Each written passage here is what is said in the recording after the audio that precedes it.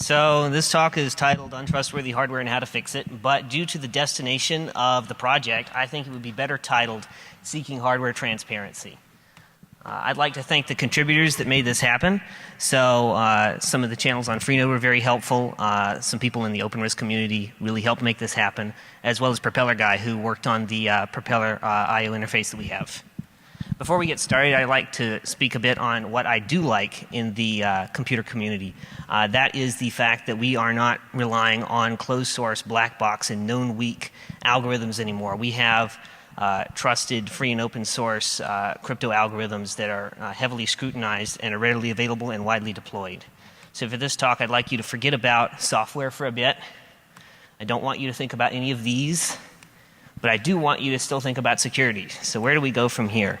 Right below software, this is found on just about every computer system. We've got firmware, and that sits below the software and interfaces with the hardware. And firmware is almost exclusively closed source and controls almost all hardware devices and functions. And due to its low-level nature, this firmware persists across OS installations if we ever have malicious installations. There's a lot of research in this space, and I'm not an expert on it, but I encourage you to check out some of the DEF CON talks on it because they really go into some of the details there. Below that, we have hardware, and this is where we'd be spending a lot of our time. Hardware is almost always absolutely trusted because it's where you run your computations. Unfortunately, though, groups like the NSA and other nation states have been caught attacking this space. So we have seen the NSA attacking Cisco systems. We have the DoD concerned about rival nation states backdooring their hardware. Even Apple is suspecting that some of their server shipments now are backdoored, so they're actually looking to get back into the server space. I think somebody on the internet said it best: if the hardware is compromised, then the whole machine is compromised. Now, just as an example, we've probably seen this slide a few times before. The NSA is unpacking Cisco shipments, and they're implanting them with rogue hardware devices. So hardware backdooring is very real, and it is a concern that we need to look at going forward. One thing that really concerns me is Intel Management Engine. So this technology is found on just about every Intel system in the last 10 years. It's not a straight up backdoor, but it does pose significant threats. So Management Engine is actually a dedicated logic device that sits on your CPU or on the chipset, depending on what architecture you have, and controls a whole bunch of special features on the system. It's got system access at the lowest level. It's got network access. It's actually got its own IP address and MAC address to handle everything. And it remains functional in the background even if the system is off. It actually runs on standby power. So if any of you are familiar with lights out management on servers, it's like that. But you can't control it, and you can't disable it, and you can't turn it off. This may sound like a server feature, of course, when I mention lights out management, but as we can see in some of Intel's product slides, this shows up on high-end desktops, this shows up in laptops. I've even heard that it shows up in some of their Atom tablets, but I can't confirm that. Before we go further, though, I think it'd be good to cover what Intel Management Engine actually is. So most of this information comes from poorly secured FTP servers. It runs ThreadX real-time operating system, which you probably haven't heard of. It's closed source and proprietary, of course. It has its own MAC address and IP address for out-of-band features, as I mentioned. Some of the code is found in inaccessible on-chip ROMs, so you'd have to decap them somehow to access them. Other parts of the firmware are found on the motherboard itself in the system firmware. That's what makes it hard to install LibreBoot on modern laptops. It uses compression and encoding to throat reverse engineering. And it's found in all sorts of different system architectures. So the actual management engine itself varies between platforms. It's very hard to figure out exactly what's going on because Intel's very secretive about it. But it's been documented using ARC, which is very popular in embedded space. Some of them use Spark V8. Why Sun Solaris chips are in Intel processors is beyond me. Hackaday summarized it best. In short, Intel Management Engine, it's a reverse engineer's worst nightmare. I like this slide. If it's not a backdoor already, it's waiting to be a backdoor. And I think if you've paid attention to some of the hardware security space in the last year, it's getting closer to that every day. It is effectively the perfect hardware backdoor, in fact, because it's built for IT infrastructure to manage laptops and hardware in the field and do updates and repairs to systems without having to reinstall the operating system or work at the operating system level. As I mentioned earlier, it's found in all Intel systems from about 2008 to 2009. And the worst part is, even though you bought your CPU, you paid your money for it, and it belongs to you, you don't control it. You can't disable this. It's like, I have this hardware platform, but I don't have control over it. And that was really a lot of the inspiration for this talk. I was tired of seeing hardware where I owned it and I was running my code on it, I was running my open source software on it, but I couldn't control the system. Some of you may be thinking about Intel's competitor, AMD, which has significantly less market share currently, unfortunately. They also have a similar technology called Trust Zone / Platform Security Processor, but given that they haven't made CPUs recently until Zen, this technology has not been well documented or researched. Before we go on to the solution though, it's always fun to go over some hypotheticals. So we're going to go do a little bit of speculation. What's the worst we can do to hardware? So what about nation states? These people are always fun because they have tons and tons of money. Hardware backdooring is viewed as a threat by nation states. They see other nation states as a threat. So the DoD is apparently actually looking at bringing chip fabrication back to the U.S. for some of their work because they want to know that the chips that run their systems are secure. Nation states, of course, could backdoor product manufacturing with switched additional components. They actually attack them generally at the shipping stage of delivering a product, but they could also attack them at the manufacturing depending on the situation. As I mentioned, CPUs, chipsets, network interface cards, ROMs, they could all be backdoored if they wanted. I think what highlights this best is there's a piece of hardware that the NSA has created called FluxBabbit that is built for one specific server that is implanted in shipment. If the NSA is willing to make a custom chip to attack hardware, why aren't they attacking the fabrication center? So you may think, oh, it's too hard. Well, it's not. University of Michigan, in their paper A2 Analog Malicious Hardware, have documented that it is all too easy for a single employee to backdoor a chip at the fabrication center. So there's a slide from them talking about their A2 trigger that causes all sorts of security concerns if implanted. There's some great articles on that in their white paper if you're interested more. So I believe it's entirely possible for nation states to accomplish. It would lead to widespread total compromise while being virtually undetectable. If you can't trust the manufacturer, what are you going to do? So I was looking at all this. It was actually, I was before the Intel management exploits that happened this year. I believe it was a Hackaday article where they were summarizing Intel Management Engine, and I didn't like the state of it because they were, of course, saying, it was very nasty. But the end of the article was, this is in every desktop. You've got it in your system, and you're screwed because you can't do anything about it. And I didn't think that was very fun. I wanted to do something else. So I started looking around. So, of course, when you start looking up open source hardware, you're going to see, open source hardware, you're going to see LibreBoot.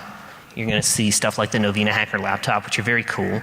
But a lot of these systems still require blobs. So these are pre-compiled pieces of code that you can't inspect. They're basically closed source software that run on the system. And of course, all these platforms still require you to use closed source silicon. So you don't know what's under that little plastic package still. As I said, this still leaves the users trusting the chips. So I really like all these projects. They're really cool. I want a Novena Hacker laptop, but they're expensive. But I wanted to see what could be done for peace of mind private computation for critical situations, and what can be done for downright paranoid users like me. What can I do in this situation? Can I build a cost-effective, low-level solution that offers maximum transparency? So on our system, I have Linux running on an FPGA along with some other chips, so I know exactly what my CPU is doing. So for those of you who aren't familiar with FPGAs, these are very special pieces of silicon. They're generally used by companies to prototype new chips. They are effectively blank slates of logic. So if I write software in a hardware description language, which is what you program these in, and then I synthesize them with a bitstream generator, I get a very special piece of code that I can load onto this board that configures one specific type of chip in a very specific way so that it emulates the hardware device that I have designed. The hardware description languages that you use to program these FPGAs are also what most companies use for actual chip fabrication nowadays. As I mentioned earlier, they're right now, these FPGAs are used for chip prototyping, but sometimes they're also used in special hardware applications where it's just not economic to fabricate chips themselves. So they offer a lot of opportunities for hobbyists who want to design their own chips, and they also offer people like me the opportunity to build a system where I know everything that's going on, because I effectively have a processor running on there that acts just like true silicon at a reduced clock rate, of course, but I can do all my computations there. So our alternative is built around a cryptographic use case, because that's about all I can do with this system. It runs GNU Linux, as I mentioned earlier. You can see the block diagram of that board over there. That's the DEO Nano that we're using to run the software right now. It's fully open source hardware and software right down to the chip designs of both major components, although the board is not actually open source hardware on the DEO Nano side. I'm just talking about the chip there. We're using the parallax propeller for I/O, so the parallax propeller acts as a terminal emulator, similar to an older serial terminal.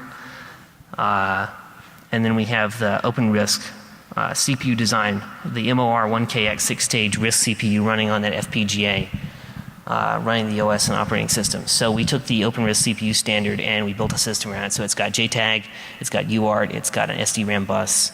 It's a fully functional processor. I've got a block diagram here to explain this. So you've got the OpenRISC MOR 1KX open source CPU. That's hooked up to FPGA ROM, and then it's got the JTAG interface there. We're going to add a parallax propeller over 115-200 baud serial, and that's hooked up to the propeller ROM where it stores the spin code, so that's its native language that the propeller understands. You may be familiar with the propeller actually, because that was used on many of the DEF CON badges in previous years. I believe the DEF CON 20 and DEF CON 22 badge both used the parallax propeller. And then to actually interact with this system, we're going to add a keyboard over PS2 and a TFT LCD over SPI. So Linux's image is built with the muscle tool chains available for OpenRISC. OpenADK actually makes this really nice because you can download it and you can run make menu config, and it's basically a smorgasbord where you get to choose all your Linux tools and pick your architecture, and it just builds a Linux image for you very nicely. You can even do some compression with it. We're loading it with Open on-chip debugger and GNU debugger.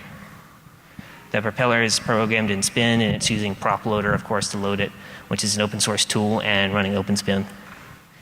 And then the FPGA is programmed with the .sof OpenRISC image that we generated using Fuse SoC, and that's loaded onto the board using Intel Quartus. Intel acquired Altera a while back.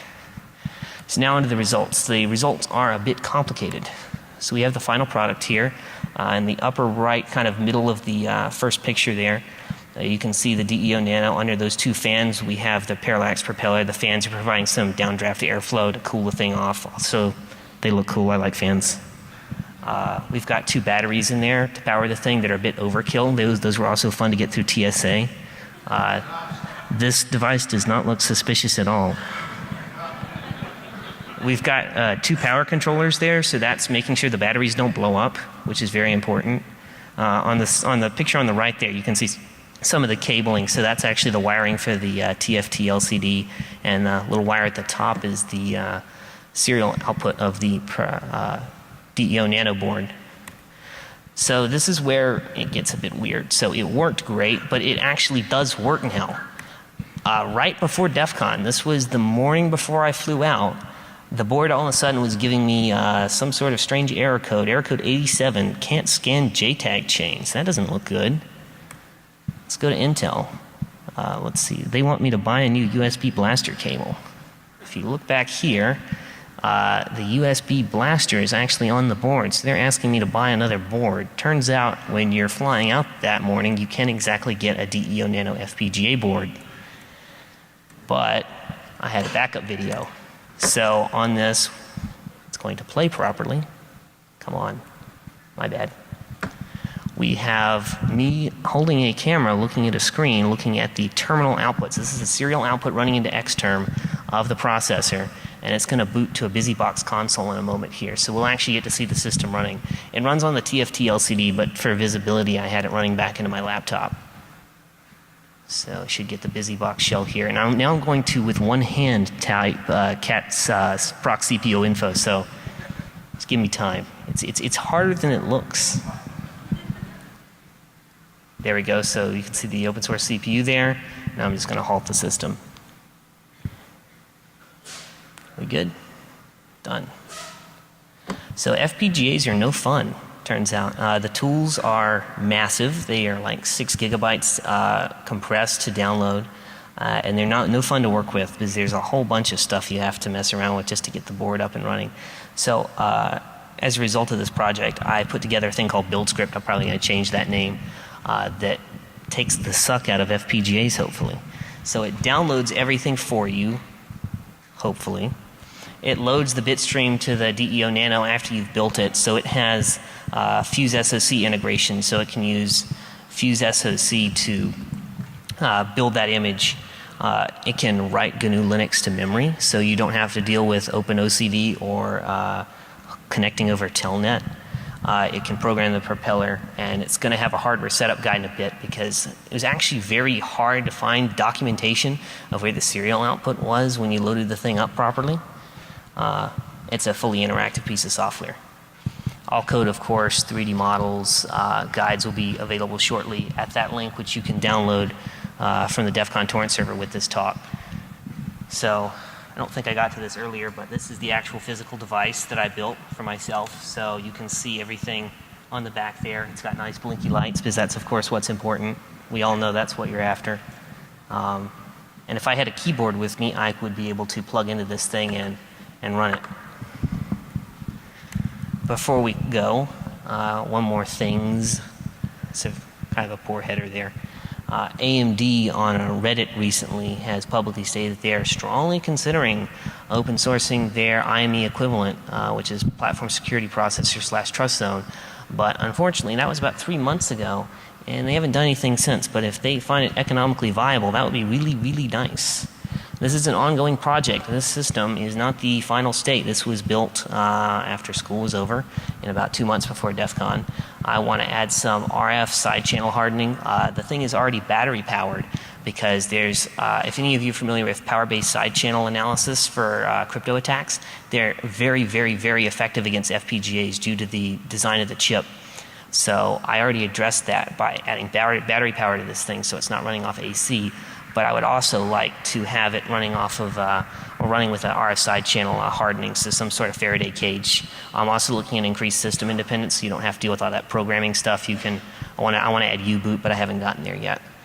If you're interested in this space, you should check out some of this stuff. So I'm not expecting to copy down links, of course. As I said, go to the DEF CON torrent server and get this talk. I've got stuff in here about firmware, NSA shipment hijacking. There's some stuff that came out last year with Windows Golden Keys where it kind of undermines secure boot when those keys got leaked. There's a lot of articles about Intel Management Engine, and there's a lot of good information out there if you're interested in what's running inside your system. That's all documented here along with that link to the A2 analog malicious hardware paper. If you're interested in getting into OpenRisk or any open source processor stuff, that is on their homepage, openrisk.io. along with the other resources.